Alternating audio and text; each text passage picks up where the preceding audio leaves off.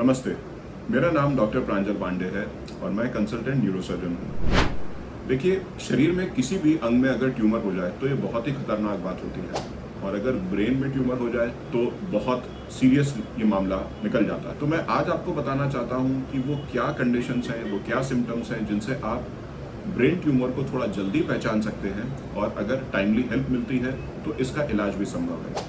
सबसे पहली चीज़, हेडेक।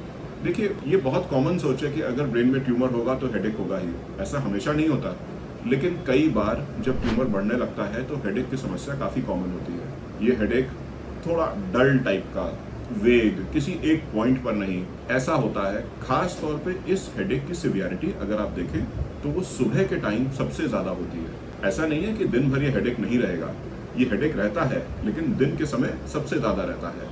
फिर इसकी सिवियरिटी कम जाती है, फिर जैसे जैसे समय बढ़ता है तो इसकी सिवियरिटी बढ़ने लगती है। उसी तरीके से बिना किसी कारण वॉमिटिंग का आना, उल्टी अगर हमें बिना किसी कारण के हो रही है या अगर वो सर में दर्द के साथ है, अगर वो पिछले कुछ लंबे समय से बनी हुई है या फिर सर का दर्द जो पहले बना हुआ था, हाल फिलहाल के दिनों या महीनों में उसका कैरेक्टर, उसकी सिवियरिटी चेंज हुई है और साथ में उल्टी भी हो रही है, तो ये काफ़ी सीरियस है।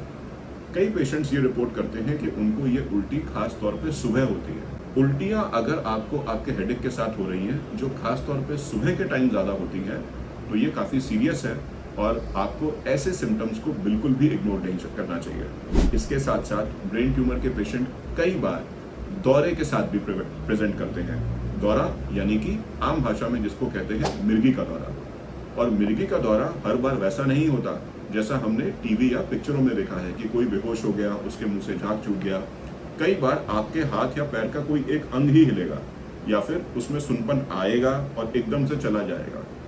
तो अगर दौरा भी पड़ रहा है, कई बार ये भी एक ब्रेन ट्यूमर को बताता है। साथ ही साथ शरीर के किसी एक भाग में, चाहे हाथ या पैर या किसी एक साइड में कमजोरी का आना, सुनपन होना, याददाश्त का कमजोर होना, पेशाब या फिर बॉटी करने का जो कंट्रोल है वो कंट्रोल कम हो जाना, ये सिम्टम्स भी ब्रेन ट्यूमर को इंगित करते हैं।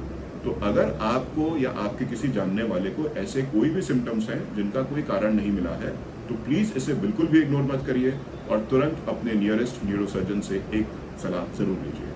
Thank you.